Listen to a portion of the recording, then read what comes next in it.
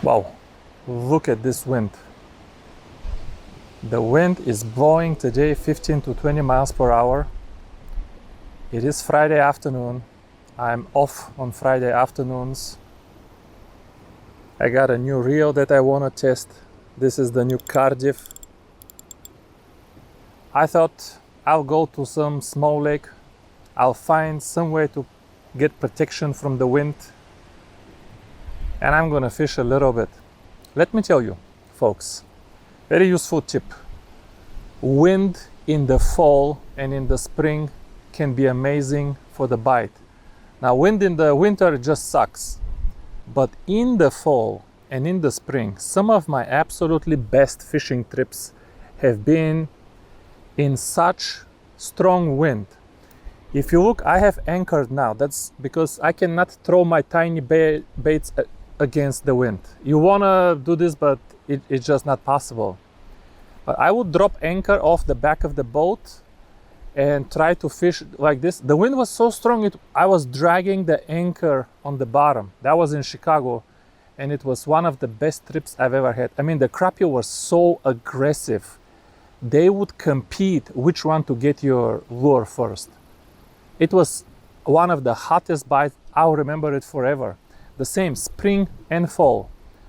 The only thing is you might be limited in the types of fishing. Usually when it's very windy, you're gonna have to get tucked in some corner, some protection. Sometimes if you're lucky, you can drop anchor from the back of the boat and you can cast with the wind in your back. Even then it's hard. But usually the only thing that you can do is throw a heavy swim bait, like 2 gram, 2.5 gram. But it happens to be the best time for swim bait anyway. This is the new CARDIFF, but the handle, if you don't recognize it, this is a 35 millimeter Shimano handle. It's from Suare XR. That's why the color is like this. It's a little bit different, but my plan was to twitch a little bit with it. And for twitching, I was always planning to make a video about this, but for swim bait, I prefer 40 millimeter handles. For twitching, I prefer 35 millimeter handles. Also for swim baits, I prefer this kind of rubber knobs. For twitching, I prefer very hard carbon or stone, or the harder the better, very hard knobs. Just for twitching, everything has to be maximum sensitivity. But anyway, let me start casting. I dropped anchor from the back of the boat and I have a long rope, so we can kind of sway. The rope will allow me to sway back and forth in this cove here, and I will be able to cast with the wind in my back. So let's try to catch a few fish twitching here first. This is 1.5 gram tungsten, and we're fishing in 6.9 feet of water, 62 degree water temp. Anyway, a very long intro. The other thing I do is, so the boat doesn't sway too much, I kind of give it direction and speed too. So it kind of looks in one direction, doesn't sway too much. But okay, we're gonna start casting and fishing because the intro is incredibly long and boring. And we're gonna keep talking as we catch fish. But yeah, I want to catch some fish on the CARDIFF XR by twitching now. I caught quite a few fish.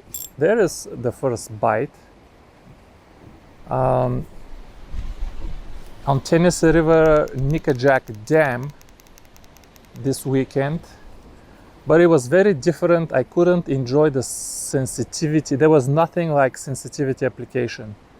I was casting pretty heavy swim baits and I was catching 5 and 8, and I think the biggest was 9-pound fish there. So I really want to try this CARDIFF in sensitivity application. I mean, I'm not gonna be surprised too much. I told you it's still a Vanford, but the spool is different. The knob is different, the handle is different, the whole reel feels a little bit different because it's brand new also. So anyway, you know how it is. You get a brand new toy, can't wait to catch a few fish. I love how it feels with a 35mm handle for twitching though, I gotta tell you. 35mm for twitching is the way to go. And now when I'm reeling the fish, I'm enjoying because it's more difficult to reel with a 35mm handle. Now I mentioned this in the other video already, but this drag in the Cardiff, sometimes it looks the same, but it's not exactly the same. You can't tell.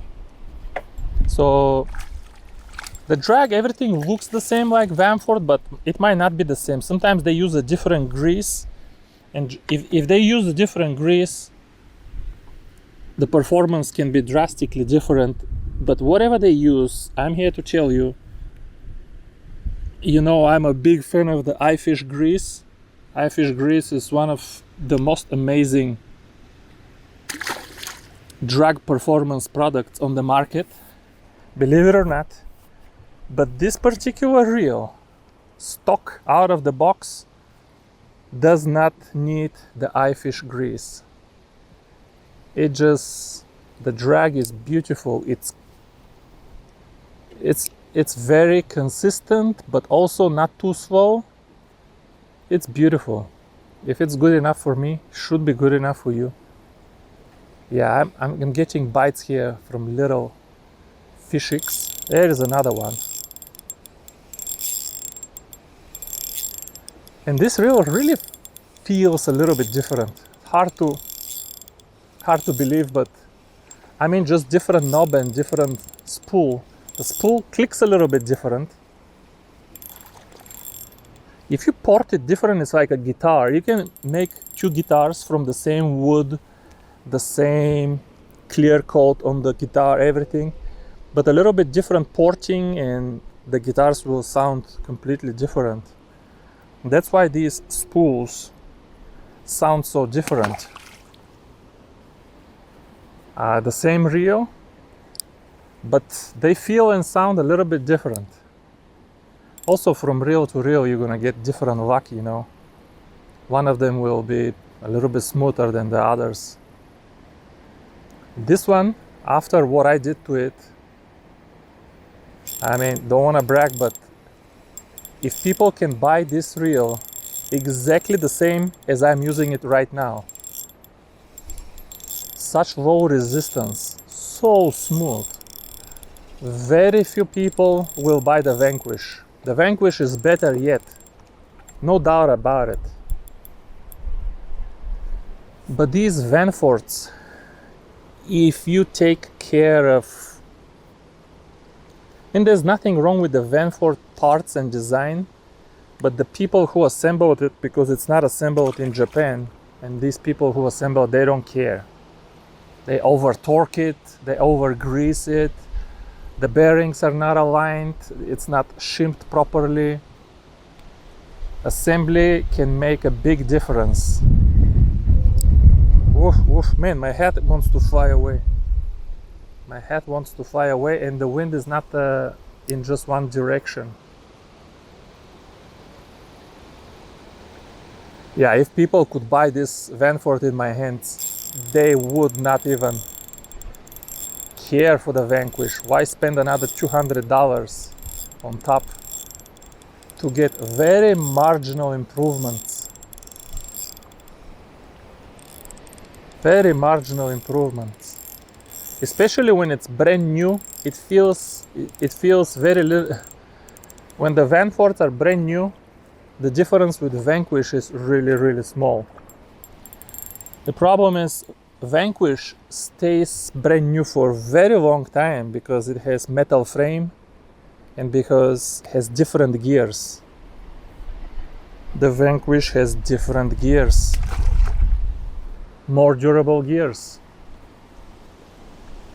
And the Vanfords feel awesome because they have this black coating on top of the teeth, and that coating serves like a shock absorber, makes everything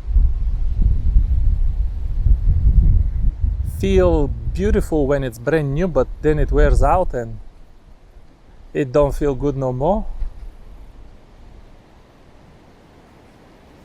This is another one, man. I don't even understand what I'm catching there.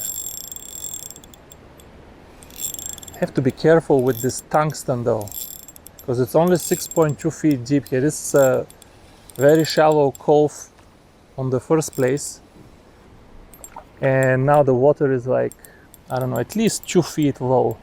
You can see on the bank over there, most likely 3 feet low. A low water in the fall is also not a problem. Low water can be your friend, not your enemy. No bite there no more. We have to change direction. See, change direction. These fish, you know, the lure always stops producing well before you run out of fish.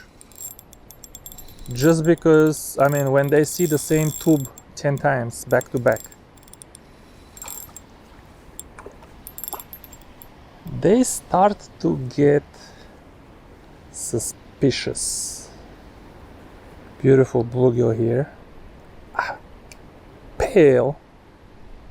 Pale, but 7 and something, I bet you. This is, by the way, I forgot, size 8 or size 10 hook. Pretty good gap. And super glued. I told you I like these silver tubes when the head is chrome, because putting a chrome head on a black body, it just doesn't belong. I understand a little bit of contrast, but that's the wrong type of contrast. You don't want a chrome head on a black body. That looks wrong. How is that possible? Or somebody will tell me that's his favorite jig. Some people, they like chrome on anything. There we go. There we go. Man, we already caught enough fish for half a video. With that pace, even if we lose a couple of jigs, we're still gonna produce enough fish. I shouldn't be lifting with the eradicator. Eradicator is, my friends, a true,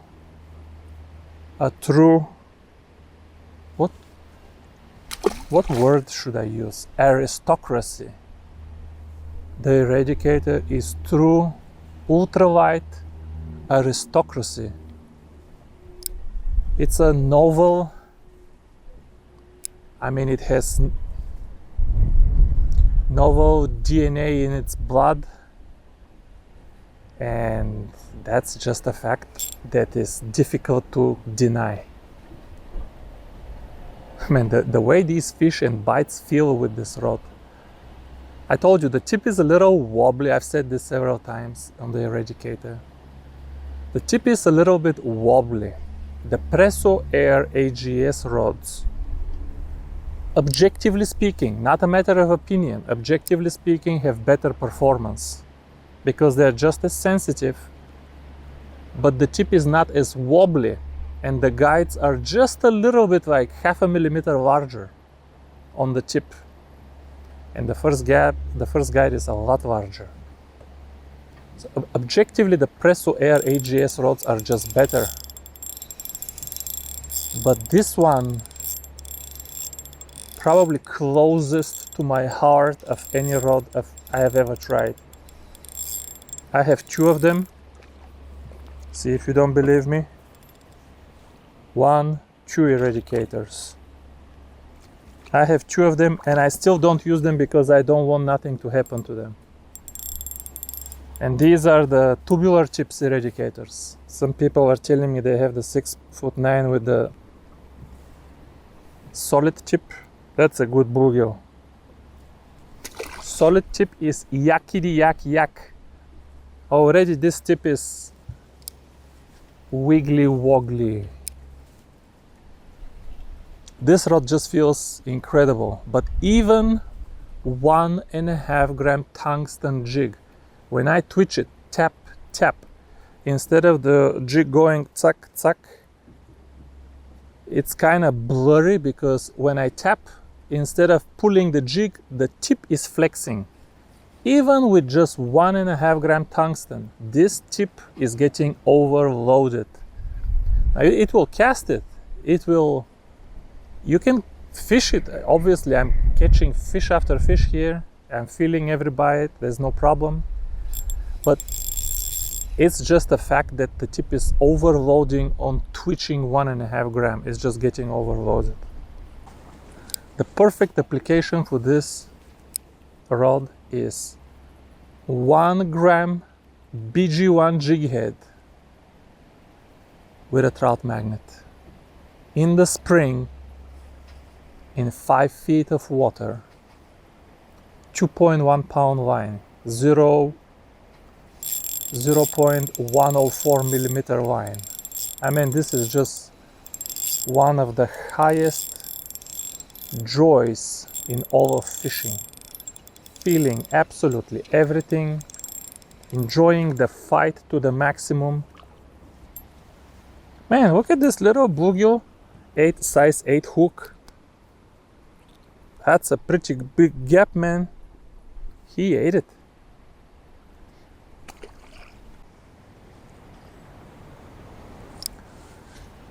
We might have to move. They don't want to eat no chrome looking tube, folks. Difficult group of fish. This one ate it. This one ate it. Boy, does it feel good to feel the fish through the eradicator with some ester line.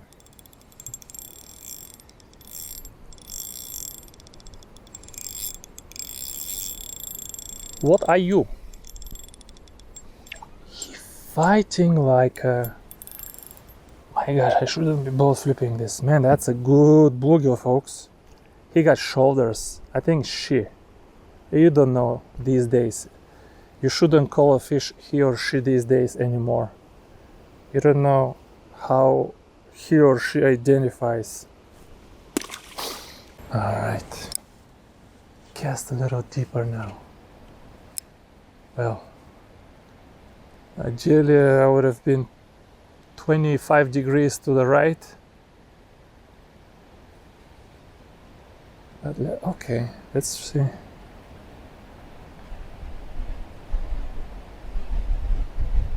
Maybe I should go from the back of the boat. Take a few casts from the back of the boat. There is one though. Man, they feel good, man. What do you want me to tell you? They feel good. And I like the sound of the Cardiff. It is crisp.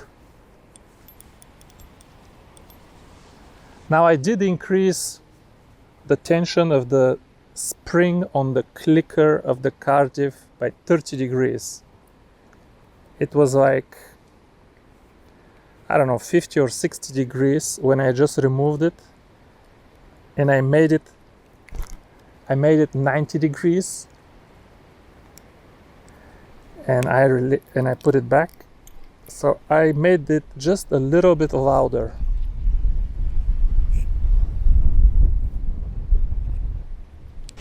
Alright folks, one more fish and I'm gonna retie.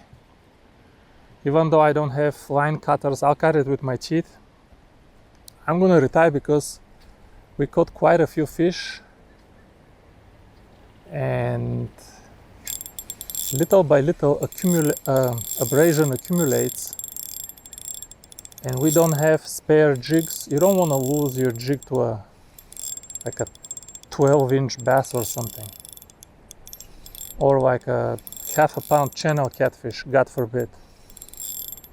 So I think I will lose 6 inches of the leader, and I will retie, and I will get back to you in like less than 5 minutes. Look here, what a bluegill. Beautiful. Let's not lose the tube, it's not even unglued yet. That's an 8-incher. I promise, 8-incher. for sure.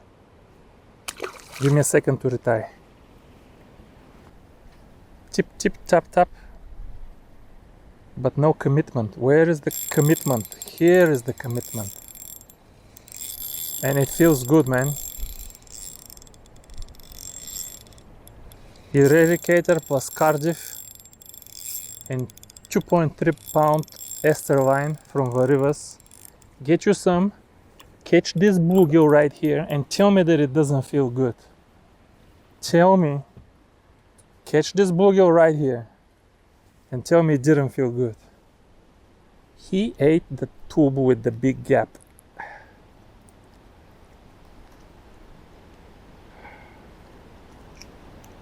He ate the tube with the big gap. Man, nice bluegill.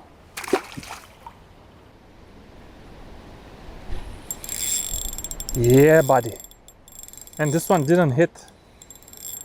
He just swallowed and stayed still. And little by little, he grew heavy. And man, it feels good.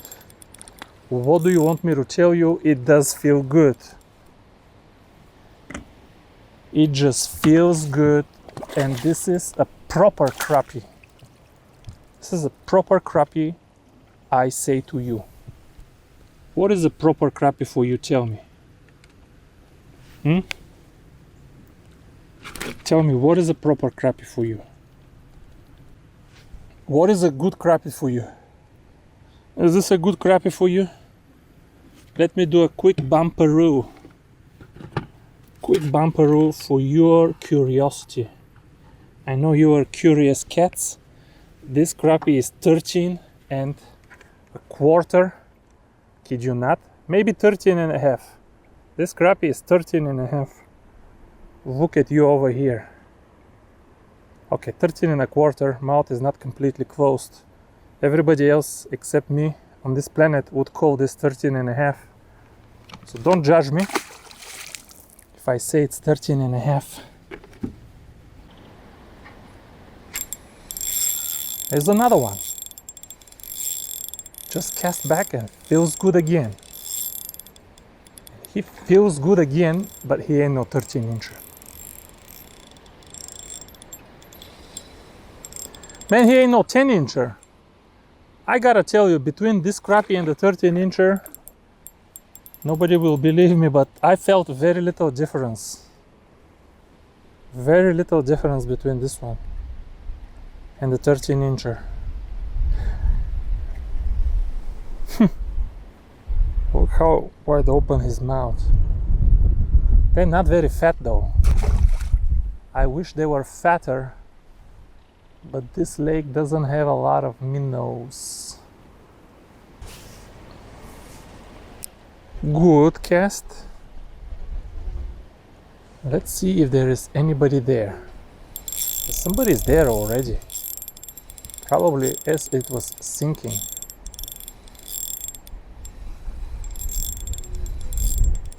Man, it feels good.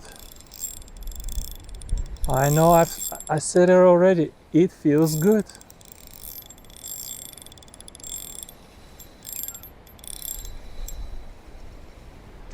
So I'm telling you, this rod is such aristocracy, such aristocracy. Everything feels so gentle and beautiful and ultralight. Everything feels proper ultralight. This rod has unique feeling. You can find a more sensitive rod, maybe not, but it's not gonna feel like this. That felt like a connection, but I didn't have the courage to pull the trigger, folks. I like to feel a little like contact for 1 second continuously, not just tap and go, tap and go. I like to feel continuous contact for like a 1 second. The most average crappie in this lake. I don't know if he's a 10 inch.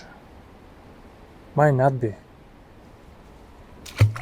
Might not be. Whoa, how did I release him? Alright folks, last fish. Are you ready? I want to get bets on the table right now. Before you see the last fish, is it going to be bluegill or crappie? And how many inches? Come on. I'm saying exactly the same fish like this. I'm saying 9.5 inch crappie. What are you saying? This is the last fish of this video. This is the last fish of this video. And I think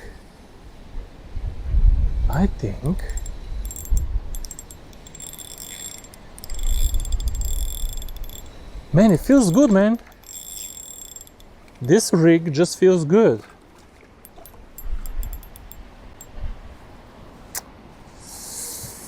Okay, it's not a crappie. And I definitely caught bigger fish than this today. He's a fat little chunk though. Oh, he let go easy. It was kind of deep. I was afraid. He let go easy. Let's bump a rule because it is the last fish. He is over 7.5. Nothing wrong with the bluegill over 7.5. You see, he's like 7 3/4 properly stretched. But he ain't no 8-incher. And he also very fat. Alright folks, thank you for watching this video. Let me say a few words. So I was gonna switch the handle with the 40mm handle and my cork knob that I sanded properly and sealed and looks beautiful now.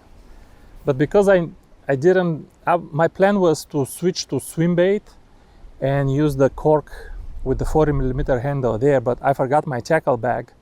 So I twitched with it all day, and for twitching, I mean 35mm handle is just, you have a little bit more resistance. I want the resistance when I'm twitching. I don't want resistance from the reel, I want resistance from the lure, from the fish. But this rod and reel, I mean, felt absolutely amazing. Every fish, I enjoyed every fish. I think the smallest one was like a 6-inch bluegill, not too small. I enjoyed every catch. I enjoy the clicks of this drag, the sound of this drag. I enjoy the performance of this drag without any of the eye fish grease. But anyway, it was definitely a lot of fun today. Thank you for watching this one. And I'll see you soon. Bye-bye from beautiful Tennessee.